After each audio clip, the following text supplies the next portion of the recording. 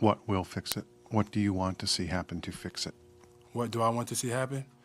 I want to see me get my joy back from playing basketball, and wherever that may be, we'll find out here pretty soon. But I want to joy back. I'm happy here, you know, off the court, but I want to be back to somewhat dominant. I want to hoop, and I want to help this team win. Right now, I'm not doing that.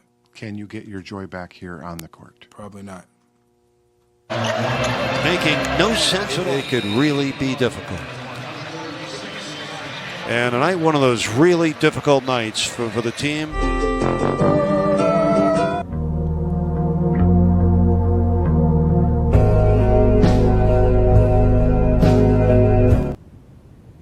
Peace and blessings, y'all. Welcome to the Heat Hour right here on the GOAT James Kingdom channel, where I, Johnny, one half of the GOAT James Kingdom platform, come out and talk about the Miami Heat on a Monday night. I got special guests with me here, some true Heat fans, so shout out to Davey Dallas, who also has the Dave Doghouse and also on Refuse to Lose Sports channel as well. Shout out to Martell, who's a part of the Heat Zone channel. So shout out to both of you brothers. Thank you for joining me. Let's start with you, Dave. Go ahead, Dave, plug in your channel. Let everybody know what you at. Go ahead and unmute yourself. What's going on, everybody? I'm glad to be here. Appreciate you for inviting me to be on your platform. Even though, like I said in the back, even though your platform name is crazy. But yeah, you can find me at Dave's Doghouse on YouTube. It's just like how it says right there on the bottom, Dave's Doghouse. And Refuse to Lose, right there in my background. That's where you can find it. When you search it, make sure you put in the number 2 when you search it. So that's where you'll find me. It's me, my guy Tomo and Joe. We do a show every Tuesday and Friday at 7 p.m. No doubt, no doubt. And we also, we got my boy Martell in the building. What up, Martell, from the Miami Heat Zone? Go ahead and plug in your channel, brother. Yeah, so the Miami Heat Zone, thank you for having me on the show. We are here today to cook this Miami Heat team, cook Pat Riley, cook Jimmy Butler, and let's really get into this show. Indeed. Let's get right into it. As y'all know, Martell is a big-time Heat fan. I'm a big-time Heat fan. So is Dave. So we're here to talk about the Heat. If you're a GOAT James Kingdom member, you're more than welcome to go ahead and put the comments in. If you're not going to be able to comment. This is a special members show because we're talking about Miami Heat only. We're not here to talk about nothing else. So we're going to discuss Jimmy Butler, as we stated before. As y'all know, Jimmy Butler's out here saying how he's just not happy playing in Miami. We really don't like that. So to be honest with you, it's drama. It's Heat, soap opera drama at its finest. We're gonna do our Heat rundown, y'all, ladies and gentlemen. And to be honest with you, this is embarrassing as a Heat fan for myself. I don't like this. I don't like that when we're talking about the Miami Heat. What we're talking about is drama between Pat Riley and Jimmy Butler. Who's gonna win this whole beef between the two? Who's right? Who's wrong? Who's creating this division? As you can see, Martell's ready to go in on everybody. He don't care because he's interested in winning, and we should all be interested in winning. So Jimmy claims he still wants to win. He still wants to do it. He's just not happy doing it here in Miami. But this is all started with Pat Riley for me, man, because Pat Riley has to understand that what he got into with Jimmy Butler. Jimmy should have understood it too. You should have understood what you was getting into when you were coming to Miami. In reality, it's kind of like they need one another. Pat Riley has already basically put it on the table like, bro, you're not going to get nowhere better than here. You're not going to get more money than here. You're not going to be more successful anywhere else than here. So you make the choice.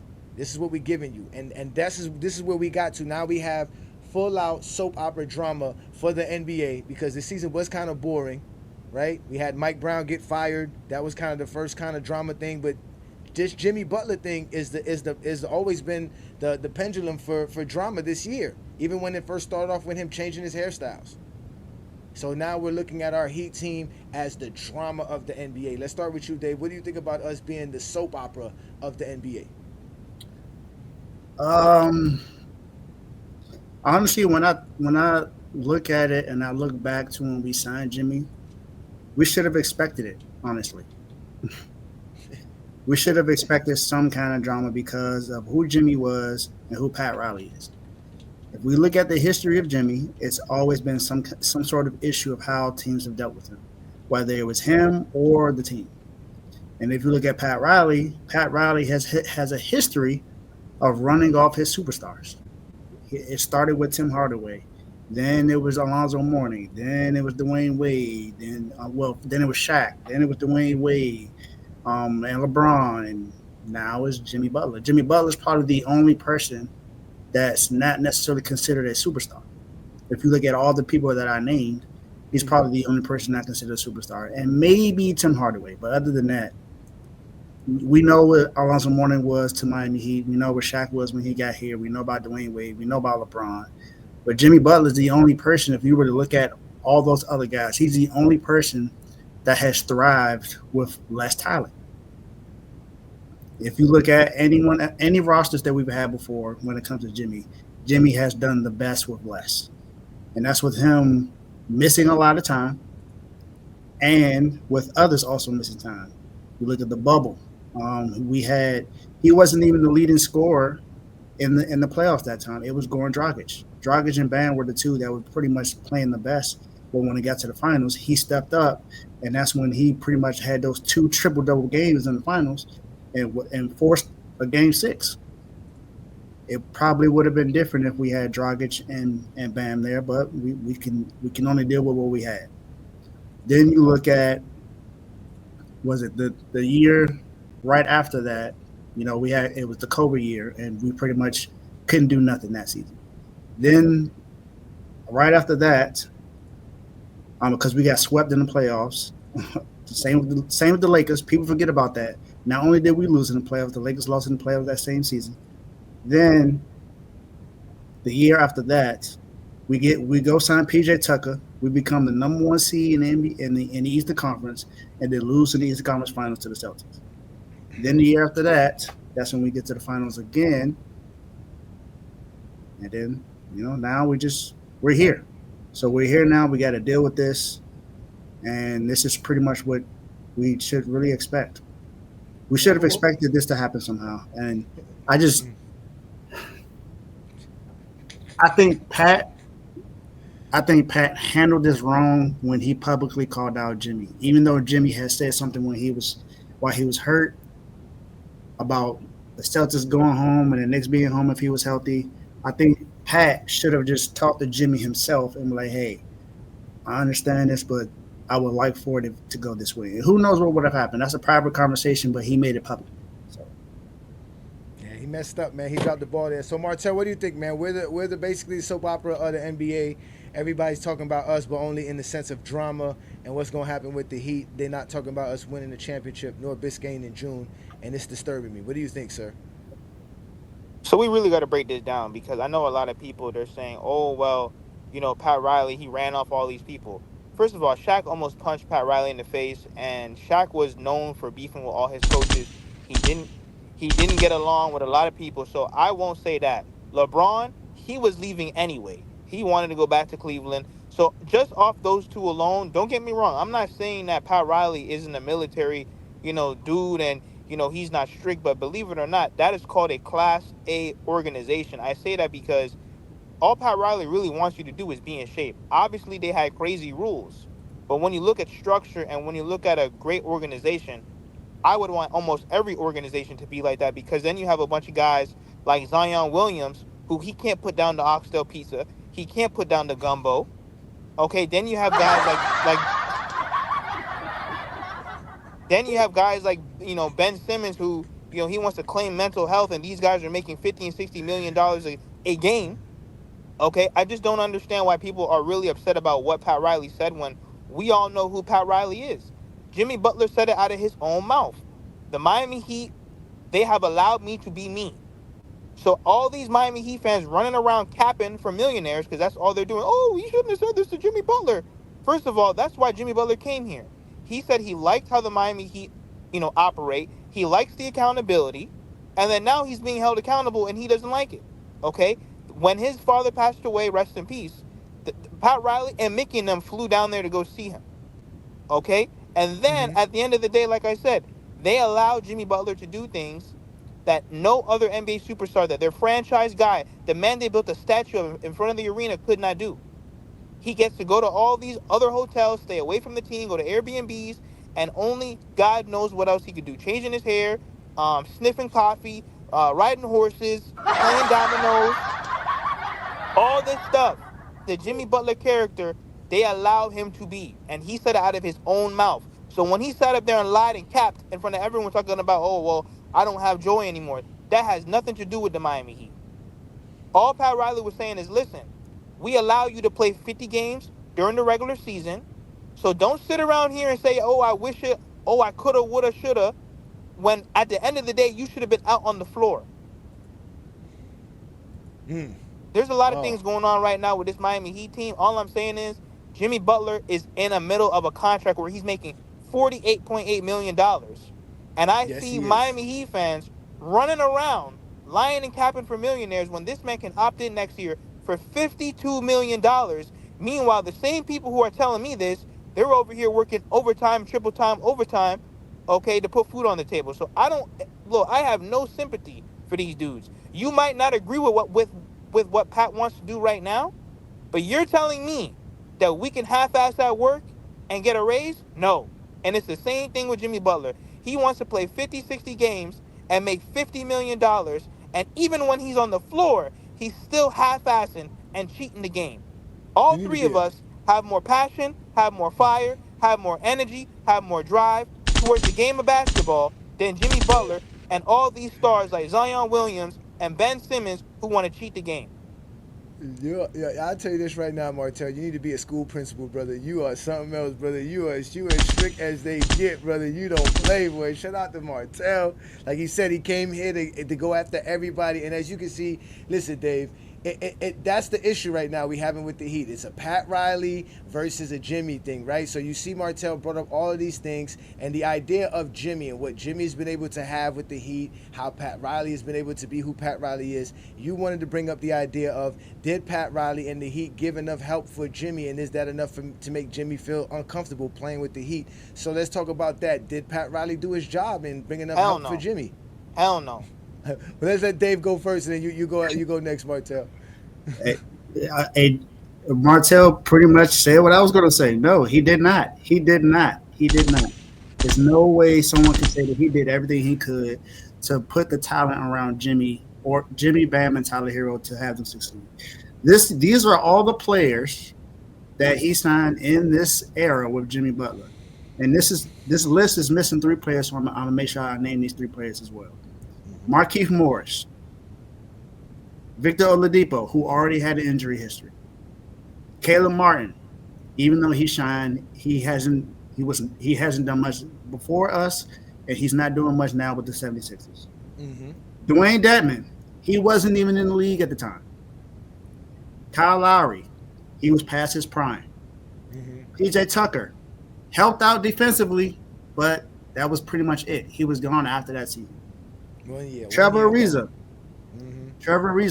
wasn't even in the league. Kevin Love, that was a buyout. Thomas Bryant. If you have followed me so far, you know exactly how I feel about Thomas Bryant. I'm glad that he's gone. He should have been gone. He should have never signed back. And Josh Richardson. We know how he got here. He got drafted here, then sent away, and then he came back. He has not done much of anything before, and he ain't doing nothing now because he's been injured, or his minutes just don't account to nothing. The 3 players that we failed to name that was also in this is Cody Zeller. That's another one that we had. We all know how bad he was. You also look at the only 2 players that were the only player that had some, other than Kevin Love and Kyle Lowry, that had some championship pedigree was Andre Iguodala. People forget that we had him. He was there for the bubble. And Crowder, Jay Crowder. Jay Crowder was good. I like Jay Crowder. I did too. Hold on to him. I don't know why we ain't held on to him. I did too. But if you look at it, what is out of that list? And Terry Rozier. I can't forget about Terry Rozier because Terry Rozier is someone who we just acquired last season. But if you look at that, how many of those guys that we picked up was a huge necessity other than Kyle Lowry because he was a facilitating point guard? And Rozier? But Rozier's he's not a facilitating point guard. He's a scoring No, guard. I know. We was hoping he was going to be able to do. So he's not even a scoring point guard, let alone I a mean, now facilitator right now. he definitely is Yeah. now. Oh my But, God. I mean, we haven't had I it. like the PJ Tucker thing, but again, when I get my turn, I'll tell you about it. Let's let Martell in about it. Martell, you heard what he said. You heard the players that he named. Do you feel Pat Riley did a good job surrounding a good enough team for Jimmy? And did Jimmy get enough help? Hell I know you no. think. I know that you said they treated him like differently than any other star from Miami, but did they give him enough help as far as roster wise? Hell no. Now, I will say we do have to hold Jimmy Butler accountable because he wanted out of shape and overweight eating burgers and shakes Kyle Lowry. So we have to hold him accountable.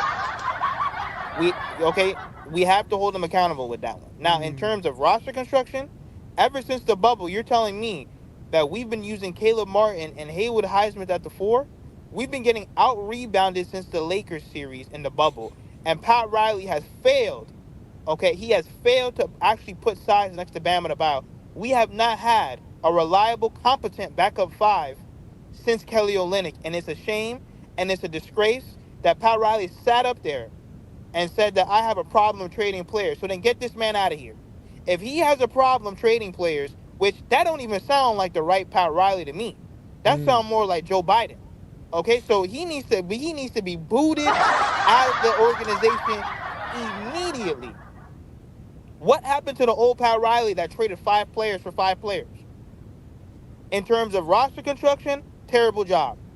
He would rather rely on undrafted guys, and I'm not saying that that's a bad thing, but you cannot expect undrafted guys to carry your team with Jimmy and Bam and Tyler in and out of the lineup. It just won't work because eventually they all have their ceiling. Gabe Vincent, Max Strus, and all them boys, I salute them.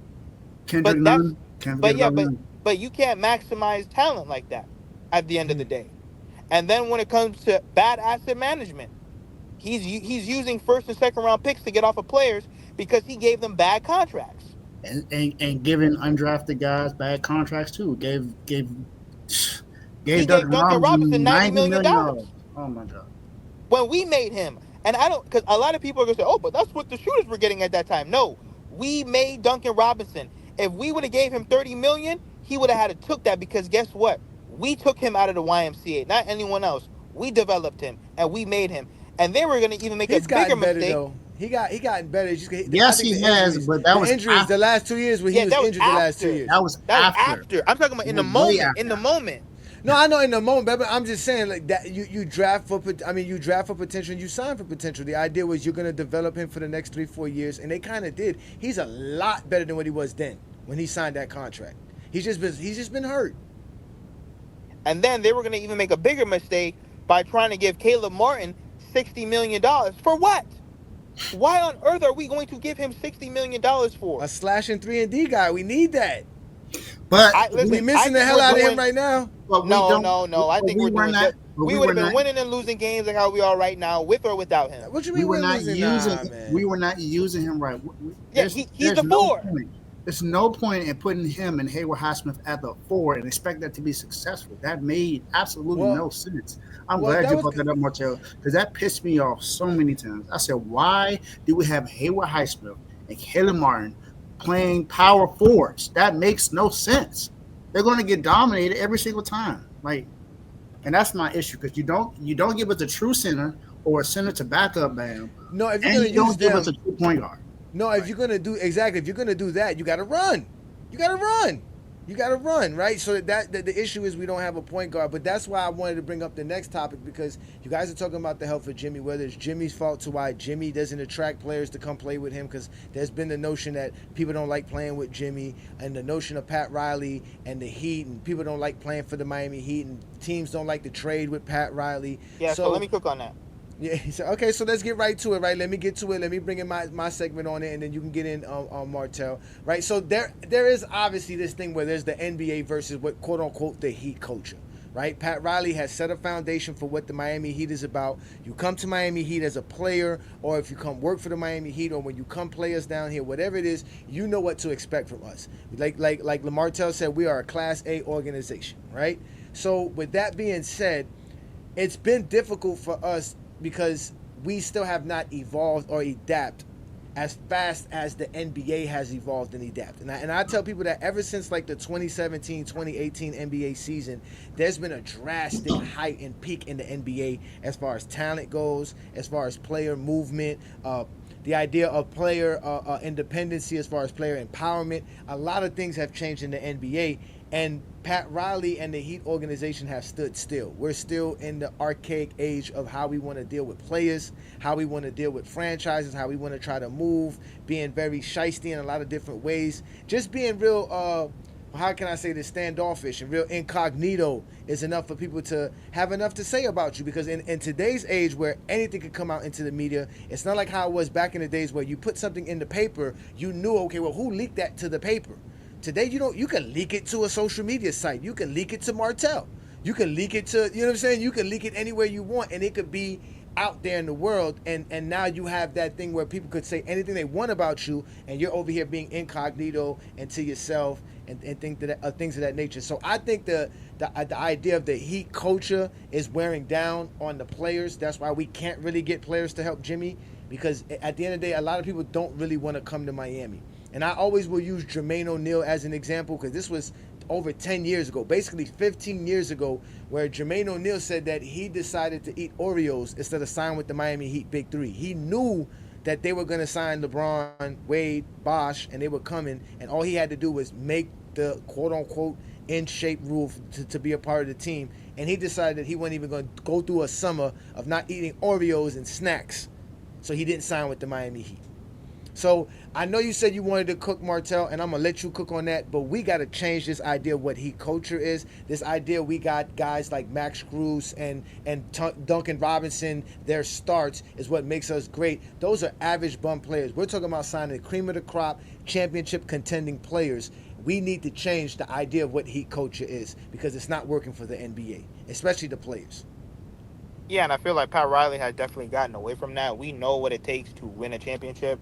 We had LeBron James, Chris Bosh, and Dwayne Wade. And then even in year 2 and year 3, we got high-level role players. Shane Battier, Mike Miller, Ray Allen, and the list goes on. Birdman, Anderson, those were high-level role players. And I just think that, with this whole Heat culture thing, don't get me wrong, I think that even Jermaine O'Neal, guess what? You can go have that pot belly and keep those Oreos too. Because like I said, at the end of the day, these guys don't love the game. So what I mean by that is, if you're telling me that you can't put down the Oreos, listen, I'm telling you right now, if you can give me $1 million, I'll go run 30, 50 burpees right now. I'll run the Let me ask you a locker room. question, though. But let me ask you a question, Martell. If we had Jermaine O'Neal, we're not losing that 2011 championship. We're winning the championship with him. But why? Hold on. But why you can't stay in shape though? It doesn't matter. He doesn't have to be in Heat shape. He just has to be on the team, on the roster. He would have been in shape in June when we needed him. But we don't. Not in October. But I agree with you. But all I'm saying is, listen, when you come to the Miami Heat, you know what you're gonna sign up for. That's all why I'm saying is, listen. All I'm saying is that Pat Riley wants you to be in shape. I don't necessarily think that's a bad thing. Now, when you taking cookies off the plane and you doing all these crazy little things like that, okay, then we can have that conversation. But I'm just talking about the standard, because you got to understand, the Miami Heat have set a standard. Okay, and you're right. There's a lot of people that, guess what, the Miami Heat's not for them. And I agree. I do think, though, that Pat Riley has been more modern. Because, like I said, look at Jimmy Butler, and Jimmy Butler admitted to it himself. Now, you also have to think about this. The NBA has not forgiven us for what we did to them with the Big Three. A lot of people don't want to help the Miami Heat. A lot of people have bad relationships with Pat Riley. That's why, in my humble opinion, I like Pat Riley. I think he's been great for the Heat culture, but he has to go, because it's just like in politics. All these 80 and 90-year-old people sitting up here in Congress and all over, they got to go. Like I said, Pat Riley sat up on a podcast and said, I have a hard time trading players. So get out of here then, my man, because that's your job, to trade players and to improve the roster. So in my humble opinion, and like I said, because I won't go on a huge rant here, but I just think that we can still keep Heat culture, and I think it's starting to get more modern. But the reason why you need Heat culture is because these guys are spoiled in the NBA. They're very spoiled. I know that I keep on using Zion and, and all these other guys, but they are spoiled in the NBA, and they feel like they don't have to work as hard. They think that they can miss games, like James Harden. He was running around in a fat suit because he couldn't go to the team he wanted. All this foolishness. You can't do those type of things in Heat culture. Yeah. Again, it's tough, man. The Heat culture is tough. It's rough on the players. We have to I'm be with more you though. modest. It is Heat versus everybody. It's us versus all of them. Forget the NBA. It's us versus everybody. But we gotta be able to make it a little bit more flexible to get players the more the desire to play down here. It's very easy to say that there's no state income tax. There's beautiful weather, beautiful women, beautiful place to live. But you got to change it just a little bit. Even with Shaq, like I said, Shaq used to put grease on his body because in the middle of the season they testing your body mass index. So Davey, what you think about that? Because we got some good players, and we've attracted stars. We've attracted LeBron. We attracted plenty of players. We've done it before, and we can do it again. But what do you think of the idea that there's this lingering Heat culture that just the NBA just is not comfortable with? Yeah, I think that's absolutely the case, but you have to look at it in two different ways. You look at Pat Riley, you look at what how people view him as the president of basketball operations for the Miami Heat. If you look at people how view him, he's very old school. The way he treats a lot of things, and that is not necessarily going to work in the NBA this day and age. It is now a players' league. So players are more than likely going to win the battle most of the time. So when it comes to stuff like that, you have to pay attention to how the league is changing and how it's growing. I mentioned this when we talked about last night when we were on Martell's channel talking about how businesses change and why certain businesses get shut down. If you look at Blockbuster, how that got shut down, they didn't adjust to what everything was going on. And that's why Netflix and all these other things are out now because, Netflix and Hulu and Disney Plus, they show all the movies that we still like to see, Prime Video. So you got all of that stuff that you can see. But Blockbuster is not around because they didn't adjust. That's what can happen. That's what's happening right now to the Miami Heat. The front office has not adjusted to what the rest of the league is doing. Facts. If you look at the Oklahoma City Thunder, you look at the Utah Jazz, even though the Utah Jazz are not winning, they're still doing a lot of moving parts. They have a lot of draft picks. They got money, so they're doing a lot of things to try to improve the roster per se. You look at teams like the Nuggets. The Nuggets weren't always considered a championship level team, but look at what they did. They went and won the finals against us, but still they put themselves in position for that. You look at the Lakers, even though they haven't gotten anywhere since they won the championship in 2020. Remember the same year we went to the Eastern Conference, the same year we went to the finals being the AC, they were in the Western Conference finals after being in the play-in. So both our team, you still see that they're doing their best to improve. There are other teams in the NBA that are still able to go get stars and improve their team. They may not have had the success that we've had, but we have had the success without even improving the roster enough to be like, we should be considered championship level teams. The only time where they were okay with putting us as a championship level team was the same year that we were the number one seed in the Eastern Conference. Other than that, we have been pretty much a joke in the East as far as where they feel like where we would be. The last 2 or 3 years, we've been a play-in team, and that's not Miami Heat basketball. That's not Heat culture. That's not what we're known for. We're not known for fighting for 7 and 8 spots and just figuring out a way to fight through the playoffs. That's not what we do.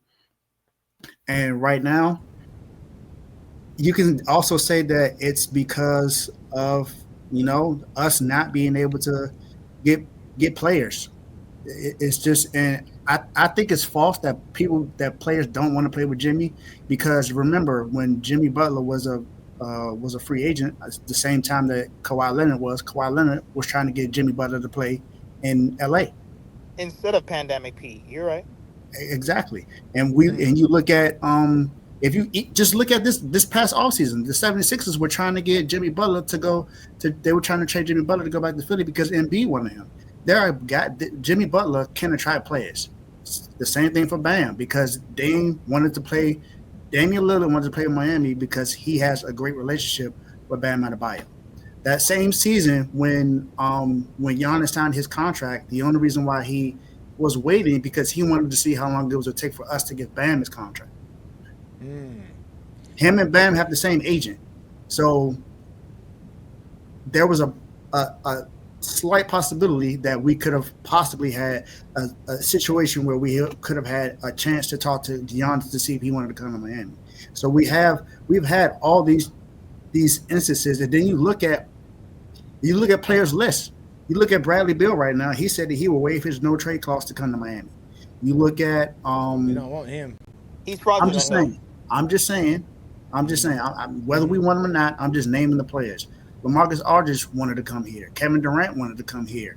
James Harden wanted to come here. Well, I never think Kevin Durant ever wanted to come to Miami. Kyrie Irving wanted to come here. There's so many players we can name that had put Miami on their list of where they wanted to go, but they went elsewhere because of it was either the league lack of assets. To be honest, Pat Riley. No, but it was also Pat Riley. Pat Riley dropped the ball. Pat Riley did not want to go get him.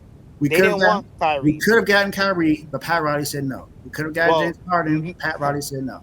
Nah, definitely Harden was a thing. But, instead of talking about all these players that we should have and not have, what we try and get rid of, let's talk about the players that are actually balling for us, that make us go watch them every night. I don't care about what you say, Martel. I still be ready to watch my Heat play, and I'll be excited because we do struggle. We do have some bad moments, but we've had some great moments, and we've obviously, like Dave wanted to say, we have an all-star in Herro. He should be an all-star this year. He's been balling like an all-star. This guy is balling this year. So let's talk about the guy that's really the best player on our team and playing like it, the all-star Tyler Herro. Dave, what do you think of Tyler Herro? Should he be on the all-star team, and will he make the all-star team? I think he should. Will he make it? I don't know. I think he should be. But if you look at the all-star thing, it's a popularity contest. Is Tyler Herro popular? He is. That's Heat Nation. That's different. That's for us. We like the Miami Heat. But if you look at the entirety of the NBA, is Tyler Herro a player that people want to see play basketball? Not necessarily. And I can look at that from just my own NBA chat that I have on Instagram. There's not too many people that praise Tyler Herro, that think Tyler Herro is an all-star type player.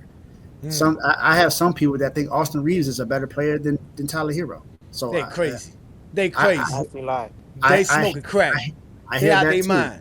Yeah, I hear that too. But what I'm saying is he has stepped his game up in a season where I personally criticized him because I didn't like what I saw before. And he had his opportunity to show exactly how good he was when we played against the Celtics last in the playoffs. Now I get it. Jimmy Butler wasn't there. Josh Richardson was hurt and Terry Rozier was hurt. So I gave him a bit of a pass, but still the way he played was not good. It's as if he played scared, like he wasn't really trying to attack the basket, and he looked really timid. This season, he looks totally different. He's ready to take over games. When it comes to the last shot or anything, he's the one that pretty much has the ball. He's making the decision. This is what we wanted from Herro when we drafted him because we saw what he could do in the bubble. We was like, okay, well, this is what you can do in the bubble. Then we want to see this continue, and we have not seen that. We've only seen it. The only other time we saw that is when he won Sixth Man of the Year. And that was him being on the bench. This is different because he's actually starting. He's starting and playing a lot better. He's averaging almost 24 points per game, almost 6 rebounds, almost 5 assists, and he's shooting really good. He's shooting good from the field, lights out, from the 3-point line. Yeah, he's shooting, lighting it up. He's shooting phenomenal. To shoot above 45% as much threes as he shoots, he's lighting it up. And he's shooting 40% from 3-point land as well. Yeah, indeed. He's lighting it up. So he's balling. I believe he should be an all-star. To me, I believe he's an all-star. But like I said, the all-star game is a popularity contest. I don't think he's popular enough to be in the all-star. All right, what do you think about that, Martel? What do you think about the only star we got on our team, the only guy that's balling out for real? The only bright star we have, Tyler Herro. Yeah, because don't worry, we're going to get to that man Adebayo in a minute. But Tyler Herro, he has been great. I still want to see how this season plays out. I want to see what it looks like when the defense is really focused on him. I think he's definitely improved. He is balling. And it's like what you guys said. I don't know if the NBA will allow him to be an all-star because of the jealousy and the envy and the hatred of the NBA towards the Miami Heat you already know how they're going to try to put the whole Boston starting lineup in the All-Star game, or the Cleveland whole starting lineup in the All-Star game. People are trying to say that Garland is better than Tyler Hero. That's a lie. Maxey hasn't really been better than Tyler Hero this season. He has in the past. And, yeah, I mean, like I said, I think that Tyler Hero's been great. But like I said, I want to see how does he perform under pressure, and how does he perform when the defense is schemed against him.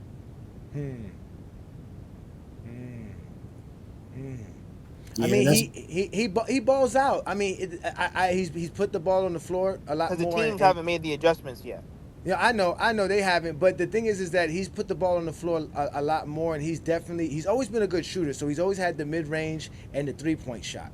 But now that he's attacking the basket more, that's helpful. But the thing is that now, ever since we put him at point guard, he's kind of like having to facilitate a little bit more, which he's doing a good job of. But I still don't like it. I'd rather him be the assassin that he is and just worry about shooting and scoring, so he doesn't have to worry about all of that. I don't think he's I don't think he's that all around player we need him doing all of that. But it is a contract year for him. So I've been voting for him to be an all-star. To be honest with you, I've been every time I get a chance to make a vote, when I remind myself to do it every day, I make sure Tyler Herro is the guy that I vote for the backcourt for the Eastern Conference team, and I think he should make an all-star team. I think it's hard for him to make it because there's so many good guards in the NBA in general, let alone in the Eastern Conference. When we're talking about guys, I mean, think about this: Trae Young's never been an all-star. A shame. Exactly. So like when you really think about it in that sense. Like you said, they're trying to put Garland in there, White and Holiday, and like you said, sometimes there is some politics to it because it is the coaching and the execs that vote for the reserves. But as a fan, I've been voting for Tyler Herro. I think he's been that good. He's been the star for our team. So at the end of the day, shout out to him, man. Let's hope that he can continue to do that. Because even if he's not an all-star, I hope he can actually make some All-NBA votes. But if he does get all NBA votes, we're in trouble because then he's going to get the supermax. That means we're going to have to give him 300 plus. Yeah. So let's hope we don't make that. Also, 98% of the time, people with his stats make the All-Star team. So we'll see. Yeah, we'll see, man. But let's get right to the next topic, the one I wanted to bring up, the guy who's supposed to be the star of the team, the guy who's supposed to be taking that next leap and showing us that he's the player that we all know that he actually is, well, at least as a Miami Heat fan, because we've all heard the rumors. We've heard all about the one-on-ones and the things he does in practice and all of the hard work and all the things that he puts into his game and but we don't see it. We don't see it on a night-to-night basis. Martell goes in about Jimmy not playing games that, like I said, we watch plenty of time where Bam is not trying to take over. He's not trying to dominate. He's not putting pressure at the rim on both sides of the floor. It's like, where are you at? I blame Asia Wilson. But again, I don't have her number. I've been trying to reach her for like the last month. Because ever since he's been with her, it ain't been the same Bam Adebayo. And I don't blame him. Because when you go home to that sweet nectar, you ain't worrying about only having 7 rebounds and 14 points. She make you feel all right. It's okay. She pat him on the head, and everything's fine. While she out there going and putting up 25 and 15 on her own and winning league MVPs. But Bam is messing up, man. Martell, what's wrong with Bam Adebayo, man? So I will say this. This Miami Heat team has also failed Bam. So they failed Jimmy, but they also failed Bam. Because, like I said, they have not put a playmaking point guard to even set him up, and that's a shame. 1. So I'm already cooking Pat Riley's helmet right now. Also, 2, why are we giving Bam a 6'4" power forward that cannot rebound and Haywood Highsmith or Caleb Martin? That's strike 2, Pat Riley. And then strike 3, he does not have a reliable backup 5. Yeah, Khalil Ware's on the roster, but he's a rookie. I can't expect him to give me good big man backup role minutes. And Kevin Love, he's 60 years old. He can only do so much. He ain't going to play nowhere near no 82 games. So, once again, I got to say this before I cook on Bam. The Miami Heat failed him. The Miami Heat failed him completely. No playmaking and no size next to him. No switchable, movable size next to him at all. Now on Bam. The reason why I got to cook on Bam is because they crowned him king. The organization said he's the next leader. Udonis hasn't sat up there and said, I'm giving you the torch to carry Heat culture. And you're telling me this guy said he doesn't want to be the captain? That's why, bro, that's what I mean, bro. These guys don't love the game, bro. They don't love the game, bro. And that's the bro talking about I don't want to be captain. He said he wants to be remembered like D Wade and them boys. And these guys don't love the game. What do you mean you don't want to be the captain? What do you mean that you have a problem talking to people in the locker room? That's the stuff that I just don't understand, bro. Udonis Haslam gave him the torch. Everyone and their mom, D Wade, everybody down, Lonzo, they all said, Bam is the dude. Bam is the franchise guy. Now, I will say, because I'm a cook on Spoelstra too, he's another one that got to get it too. At the end of the day, guys, this 5-out offense is terrible, and it doesn't help Bam and it doesn't help Jimmy because our two best players cannot shoot threes. And I know I kind of jumped the gun on Spo, but this 5-out offense does not help anybody besides Tyler Herro and Duncan Robinson because outside of those two, they can't shoot threes. Bam can't shoot threes, so you change the offense. They took away his mid-range game, which was his best game. They took away his mid-range. So now you handicapped him on top of, and I got to go back to Pat Riley and cook his ass again, bad roster construction. Duncan Robinson and Tyler Herro can't stay in front of anybody. So that means that Bam Adebayo has to now guard 1 through 5. Covers so much space. Cover so much space. It's just a lot of space. Then he got to turn around and rebound. Oh, then someone slipped that door. He's literally guarding 1 through 5. He's guarding Kyrie. Then he's guarding Joel Embiid. Then he's guarding Luka. Then he's running around. He got to guard the bench too. Because there is no good defenders on this team. So at the end of the day, like I said, they failed. They failed Bam Adebayo in terms of roster construction and defense and rebounding and size. However, though, if you're the max guy, my man, if they crowned you king, if they said that you're holding the Heat culture torch, you can't come out there with no 4 points. I'm sorry. I'm sorry. You need to tell these dudes, yo, get the hell out the way and give me the goddamn ball. Damn. I'm on everyone's helmet tonight. Oh, and then hold on too. Terry Rozier. Terry Rozier, that bum. We gave up a first-round pick for him, and he comes over here and forgets how to play basketball? He has forgotten what happened to Scary Terry. Now I see He can't why. make a What's his shot to name? save his life. I see why Buddy went in on you about why you be going on the Heat. Now I see why Buddy went in. I'm cooking everything moving because this Miami Heat team's been together for 6 years. For 6 years, and they don't know how to play with each other. And Coach Spo can't put a lineup out there that even they don't even look like they've been playing together for 5 to 6 years. Tell me if I'm wrong. No, we'll get to Spo. We'll get to Spo. Let's let Dave cook on Bam. So as you can see, man, Bam. I'm not gonna lie, man. This one I'm not gonna hate with you, Martell. You can go in on Bam because Bam has been a complete disappointment. I vouched for Bam so much. I started the whole offseason by how Bam was better than Anthony Davis. Yeah. And I have completely. Do me a favor and keep those I have stats. to retract my statement. I can't do it. I can't do it, man. So keep those stats up. Don't move it. Don't move it. Okay. All right, I got you. This is exactly what I'm about to talk about. Bam Adebayo. First of all, you, whether you want to say the 4 or the 5, you play in the paint. It is utterly ridiculous that you're shooting under 50% and you are predominantly supposed to be in the paint. If you are the guy, like Martell said, you have the ability to create your own shots, Bam. You're supposed to be the guy. We've seen what you can do multiple times. Your best game this season was against the Wizards when you put up 32 points. That is your best game. But it's against the Wizards. This is no disrespect to the Wizards, but the Wizards are not considered a championship kind of a team. Let's just be honest about it. They are a rebuilding team. And that's the team that you decided that you wanted to play all out on. What about the game against another team that's not good that you only scored 4 points against? Utah. What's up with that? You went to Utah and only had 4 points, and you didn't make a field goal. So all of that was for the free throw line. And not only can you not shoot threes, which I already knew that, they're forcing you to be able to do that because that's how the game is played today, which I don't understand. I think the NBA has a lack of identity when it comes to teams because too many teams want to be like the Warriors because the Warriors had success playing that way, not knowing that offense is a different version of the triangle offense. But hey, that's just me. I just know a little bit about that. Also, you're only shooting 72% from the free throw line, man.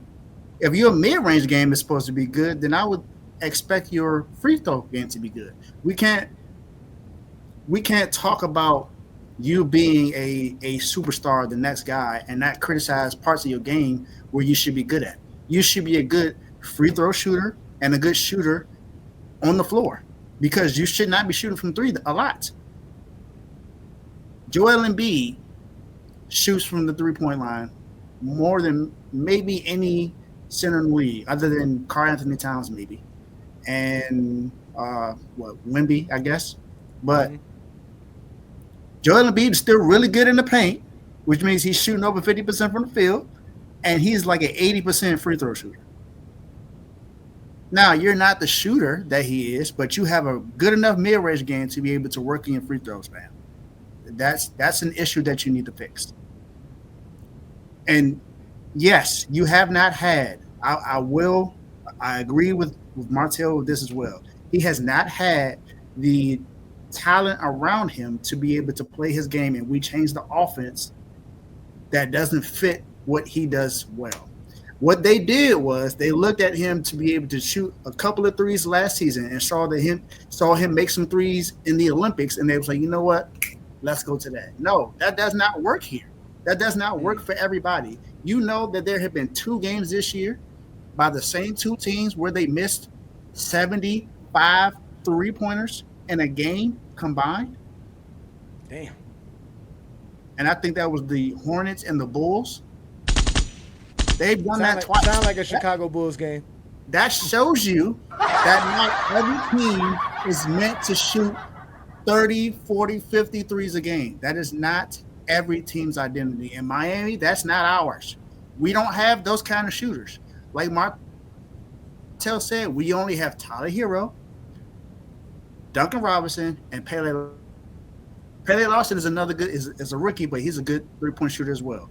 But he doesn't get those kind of minutes to make an impact on the 3-point line.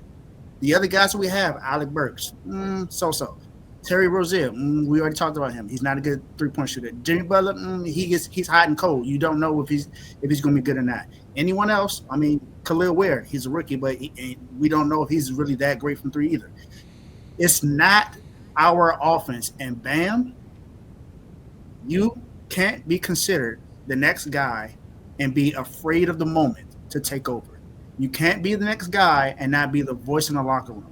Now, I know that Martell said that Udonis Haslam gave him the keys. First of all, Udonis Haslam has no keys to give anybody. That's just be honest. He is not that kind of a player to give those keys. The Heat culture. He culture, yes.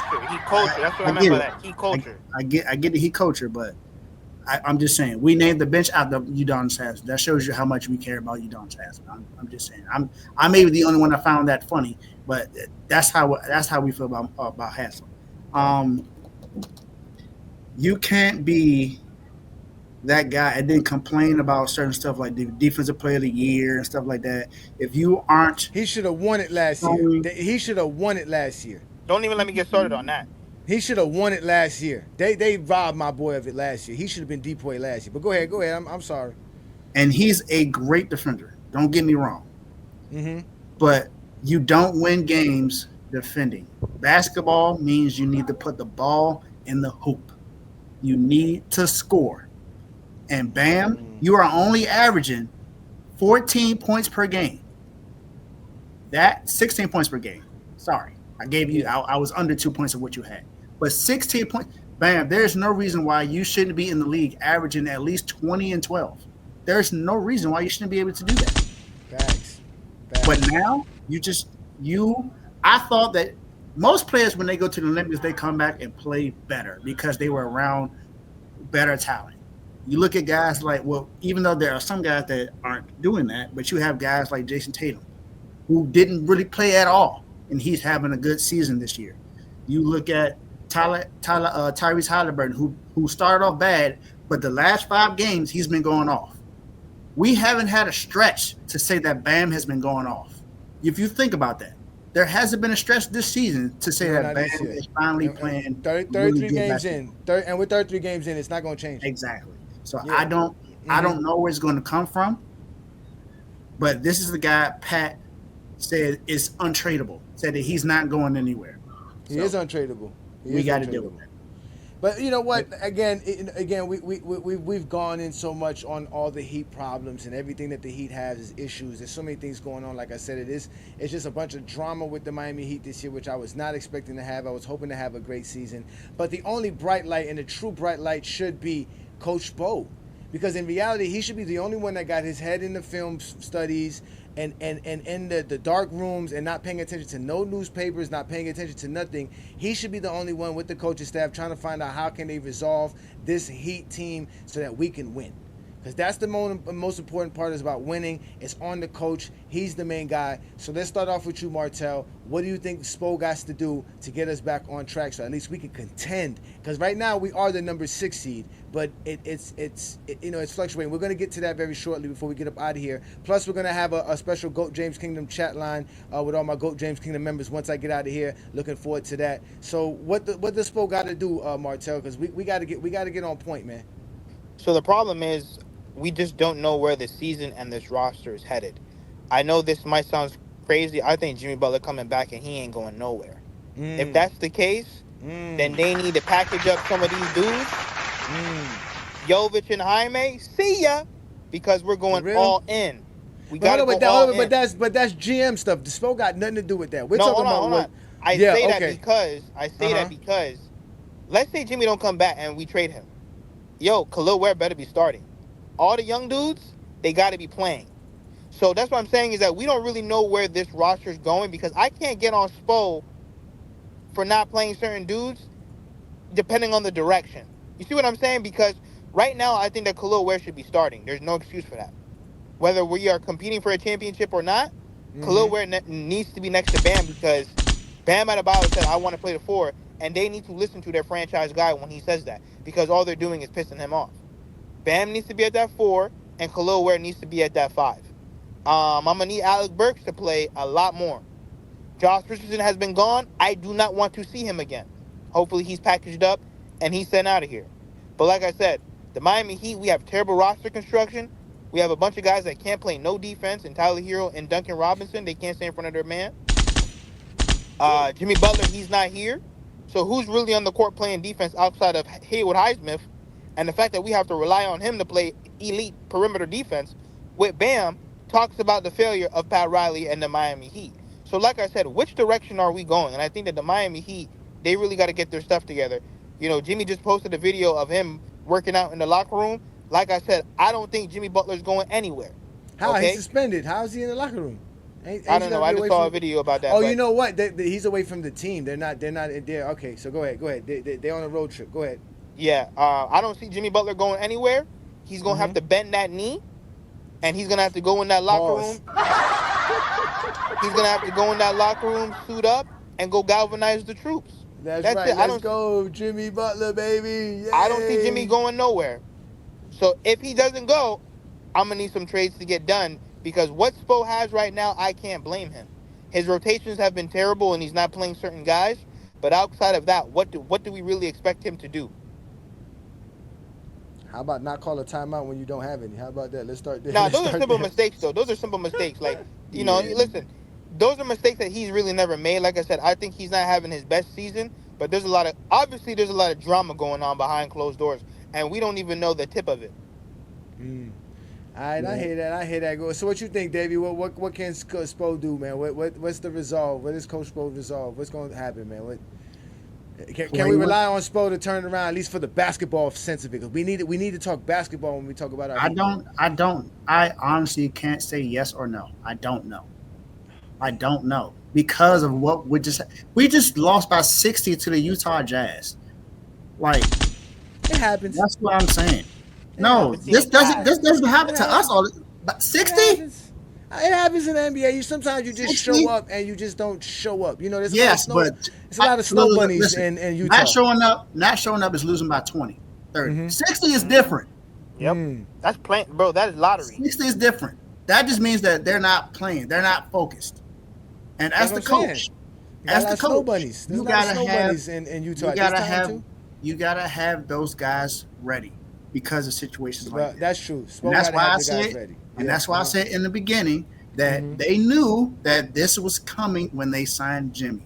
This is what comes with Jimmy most of the time, whether it's Jimmy that causes it or the organization. This has happened everywhere he's gone. There's been some kind of controversy wherever he's gone. When he got drafted with the Bulls, like I said last night, he had a situation with Rajon Rondo, and that was a locker room issue. Next thing you know, he was gone.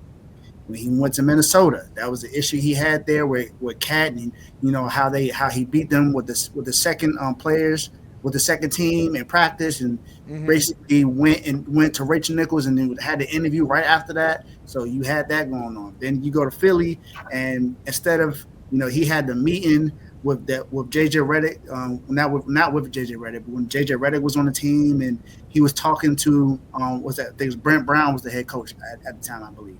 And he was talking to them, and they was like, yeah, they don't know what the direction they was going in. They was like, can you handle Jimmy or what? And Jimmy was like, can you handle me? Like, am I a child? So he was like, why are they treating me like this? Like, I want to be here, but clearly they don't know if they want me here or not. Let me go to a culture that seems like it fits me more than likely. And that's why he came to Miami, because Miami fits what he does. It's a grit and grind kind of a team. That's what culture is known for. And indoors, we don't talk out like that. We don't go to the media. That's like you said, Pat Riley messed up going to the media. We don't go to the media. Exactly. We keep everything in house. Wait, hold on though. He went to the media though because, and this is what I mean by people forget. Pat Riley said it, that he went to Jimmy and his agent behind closed doors first. Said, no, I'm talking about the thing about the whole thing about what Jimmy said during the offseason. That part right there, calling Jimmy out during that point. Yeah. He told Jimmy to shut his mouth. I mean, listen, it is what it is. I mean, yeah, you don't have to say it in public, it's a big deal. It's Pat Riley that we're talking about. You know what I'm saying? Yeah, but usually that's something that's happened in house. That's not exactly. something I hear what you're saying. Yeah. That's all. But go ahead, Dave. My issue with Pat is not him telling Jimmy that. It's how he did it. That's my issue. It's always been how he did it. It's not that he said it.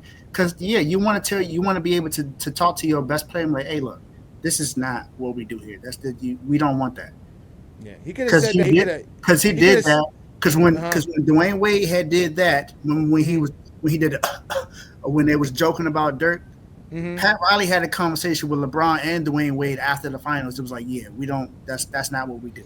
Yeah, so that's he could have answered it better. Because the question was, what do you think about Jimmy? And he brought up how Jimmy might have just been trolling. He could have said, hey, Jimmy looks like he's trolling. This is the new social media age. It's not something I would have done. But at the end of the day, that's how Jimmy is. But we've spoken to Jimmy about it. And they could have just left it at that. You see what I'm trying to say? But he didn't have to say, hey, Jimmy, shut the hell up. And if you're not playing like that's like calling Jimmy out. Usually you don't need to do that. You don't need to do that. Exactly. But go ahead, Dave.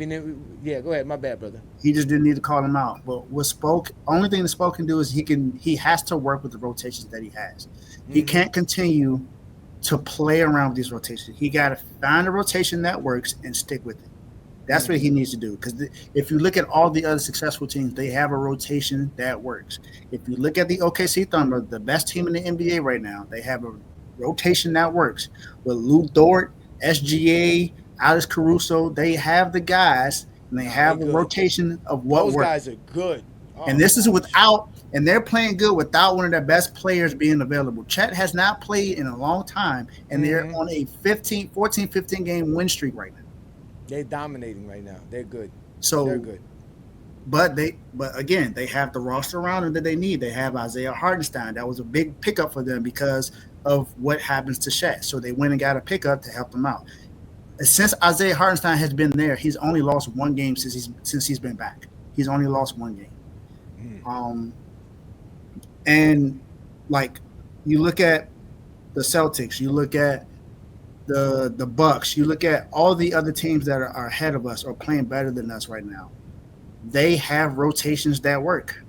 If you look at us, we're the only one. Well, not just us, but if you just look at how we play, we don't have a set lineup all the time.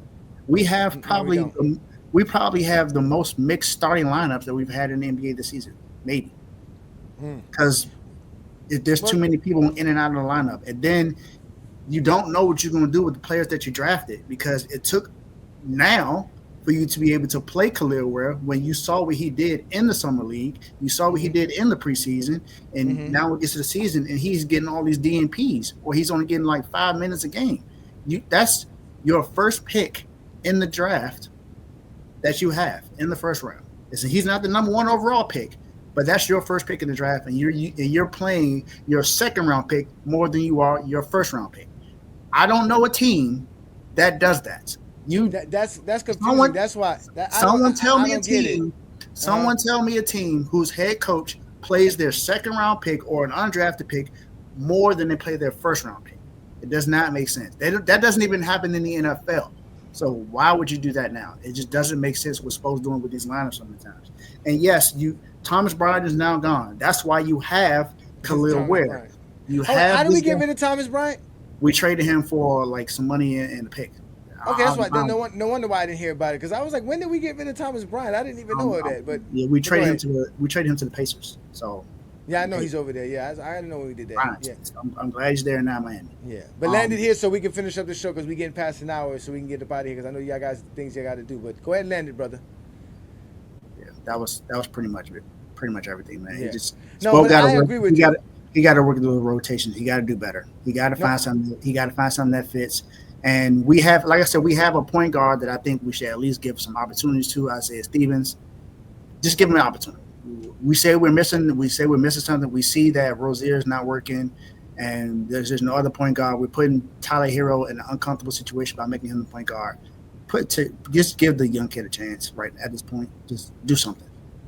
Well, that's my thing with Spo. I think that he has this thing where he just, once you in the doghouse with him, you're in the doghouse, talking about no pun intended with your channel, but he puts you in the doghouse. I think he should do the Kerr way, where he plays 12, 13 guys in a game, just see who does what sometimes, because sometimes that's what you just got to do that. You know what I mean? So I think Spo has to change his philosophy as well, like we say Pat Riley has to, and and that's just the idea of what Spo got to do. But in reality, guys, I don't think we're in a bad space. I like to do what I call the Miami team Heat grade, right? I like to give the Heat a grade for what they do during the regular season and how they're playing during the regular season. And in reality, if we look at what the Miami Heat have been doing, I give them a C right now. With all that drama we got going on, with all the different holes we need to fill, with everything that we're saying, the Heat is still a good team. We're not that great offensively, but we were not that great of an offensive team last year. So that hasn't really changed. But we're still shooting good from the three-point line. We're one of the best three-point shooting teams in the league. We do take a lot of three-pointers because we can shoot them well. Shooting them above 37% is actually good. And we were actually shooting better to start off the year. So we're still all right offensively. Like I said, if we can find a point guard, it would change a lot for our offense. It would change everything that we need to do. And then also on the defensive side, we're not as good as we were last year defensively. Obviously, we're missing some players that we had that were some good defenders the last couple of years because especially with Jimmy not playing this year like we want Jimmy to play. So our defense is not as great, but we're still top 15, and we can up that. We can get better. So that's why I give us a C grade in total, because at the end of the day, we're really not that bad. We're 17-16. We played tonight versus the Sacramento Kings, who's also struggling. They just fired their coach. They're having chemistry issues. We don't know if their star wants to stay there, right? So we have a lot going on, because when we're talking about the next few games here, we got basically Sacramento Kings, Golden State, Utah, and Portland. Those are all winnable games. We can sweep this and win 4 straight and come back with a 4-game and be 21-16. So in reality, I don't think we have too much to worry about. I still think we have a lot to root for. I'm happy with what we have right now. We need to fix a lot of things, obviously, but we still have a good crew that's out here hustling for us night in and night out. So I give them a C. Let's start with you, Martell. What grade would you give the Heat at this point of the season? They got to get a fat F overall, because, listen, at the end of the day, these past 2 seasons, you're telling me 3 years in the play-in tournament almost. And like I said, I can't with you, Martell. I gotta hold these people accountable. Like I said, bad roster construction, bad asset management. We have no size, no point guard. Rozier, he's playing terrible. Bam Adebayo, he's playing terrible. Jimmy's over here lying and capping about he ain't got no joy when he's making $48.8 million a year, making $500,000 a year, while the same people that say that I'm wrong, they got to get up and go to work every day. This Miami Heat team needs to get it together. Pat Riley needs to wake up. I don't want Joe Biden. I want Pat Riley back. Guys, make sure that you guys hit that subscribe button. Thank you guys for all the support. Make sure that you guys subscribe to Goat James Kingdom and Davy's Doghouse and Refuse to Lose. Thank you guys for having me on this platform. Please Send me this video, and we're gonna continue to cook these idiots until they turn around the great franchise that we love and enjoy. Thank you guys for having me on the show, and I'm out. No doubt, no doubt. Appreciate you, man. Peace, Appreciate you, Martel, Martel. man. All right, brother. Appreciate you, brother. So let's go ahead and let's get what would be your grade there, and we'll end the show with that. Well, what grade would you give our Heat starting for the 33 games? Like I said, we're 17-16 with all the drama, with everything that's been going on. I would say I would give us a C- or D+ at the at the very At least. worst. Okay. C-, and I say that it's because even with all of that drama, we're still 6th in the East right now. We could easily be 8th, 9th, 10th, 11th, or 12th. We could easily be that because of everything that's going on, because Jimmy has not necessarily been available, because Bam has played terrible, because Terry Rozier has played terrible. We could easily just only be we easily could only have 10 wins right now. That easily could, I could see that because of everything that's been going on, because we haven't had the roster that we needed, because of all of that. But we are in position that we are now is because of Tyler Herro. If you look at Tyler Herro, he's been the most consistent player on the team this season. Now, he's had a few bad games here and there, but not everybody's going to play well every single game. The best player in the league to the worst player in the league, no one plays the same way every single game. The worst player in the league will probably have a highlight game and have 20 points, and that's be the most he'll ever score in his life. But he averages about 4 points per game. I mean, that's what happens. And guys like SGA, I'm pretty sure he's had a game where he did not score 20 plus points. It happens. It happens. Jokic has had bad games. He's had games where he's been dominant and they still lost. So for me, like I said, I give it a C-, D+, because even with everything that's going on, we're still 6th. We're not in the play-in tournament right now. And last year at this time we were. So right now it's a little bit it's okay, but we're still not where we should be. I mean, we're literally a game and a half above the Hawks, and I mean, it's not. But like I said, we're a 4-game winning streak away from being right there where the Magic's are. So we can do it. We're not looking bad, bro. We got a good team, bro. We just gotta we just gotta get some more aggressiveness out of Bam for him, because the 13 shots per game is what bothers me more than anything. If he was taking 16, 17 shots per game, I would feel more comfortable about it. I think we got some good guys, but we shoot good from the perimeter as far as 3-point shooter. Burke shoots well, Highsmith shoots well, Duncan's shooting well, Herro shooting well. You talk about 4 shooters that are on the floor a majority of the time. Spo has to define the roles better, but like I said, man, we got a good roster, we got a good team, and it's not what we want, but it's what we can keep rooting for, and we got, like you said, like Martel, keep putting pressure on the organization to help us out, because they're trying, the guys are trying. We just got to keep rooting for them, man, because I still think that it's a lot can happen between now and April. To be honest with you, it's the time is shortening up, but I still think we got some time to do some things. Yeah. So I feel you, man. A C- is not bad. A D+ is not bad. I gave him a C, so I feel you on that. I'd say it's an okay roster. I don't know about good right now, but I say okay. For what we got going on and all the drama we've been having with the Heat, man, it's been crazy, man. But look, Dave, I want to thank you for joining me, man. I'm looking forward to doing this every Monday. If you're available, we'll do it right here on the GOAT James Kingdom platform. You can actually stream it on your platforms as well. It'll be available to you guys, because like I said, man, we want to be big-time Heat fans, talk about the Heat, and do big things. So thank you for joining me, man. You got any last words, any last plugins before you get up out of here? Nah, man, just make sure you subscribe to GOAT James Kingdom, support his channel. And then,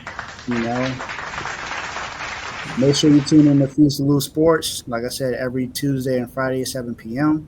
And tune into Dave's Doghouse. It's once a week. Whenever I'll go live, No doubt, no doubt. I subscribe to your channel, and I'm also following you on Instagram as well. Y'all know what to do, ladies and gentlemen. As y'all told y'all, man, this is the GOAT James Kingdom Heat Hour. We doing this every Monday, noon Eastern time, where we're going to be talking about the Heat. I was a little distracted these past couple of weeks, this past month or so, because of all the crazy debates that we do here in GOAT James Kingdom. Again, if you like to talk about the GOAT conversation, we go live every Sunday noon right here on the GOAT James Kingdom platform with the GOAT James Kingdom show with B. Lee and A. Johnny, and we do big things where we talk about basketball in general. But that's not what today's show is about, because like I told y'all, I'm a big-time Heat fan. And I've been sad that we have this, again, this is supposed to be Biscayne in June. Now, all of these graphs I made with Jimmy Butler, I got to take him out of it. I got to remove him because the Godfather said so. It's over. Jimmy's gone. And it really hurts my heart, man. I had great stuff like this for us to celebrate Jimmy Butler being a part of the Heat. Go Heat! Let's go Heat! I the Heat! I the Heat! But that's it, ladies and gentlemen. No more Jimmy. It's a wrap for you, Jimmy. We're going to move on from you, even though some of us don't believe he's going to be gone. But at the end of the day, ladies and gentlemen, like I told you, this is the GOAT James Kingdom platform. This is the Heat Hour right here on the Monday night. Thank you for joining us. Thank you, Dave. Thank you, Martell, for being a part of this. Let's go Heat. And like I told y'all, it's always Biscayne in June, bitches.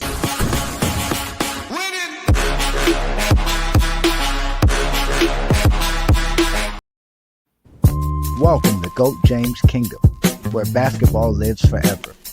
You get to enjoy BB and A. Johnny talk basketball every Sunday noon Eastern time right here on the GOAT James Kingdom channel. Support by subscribing, and also check out the membership at GOAT James Kingdom.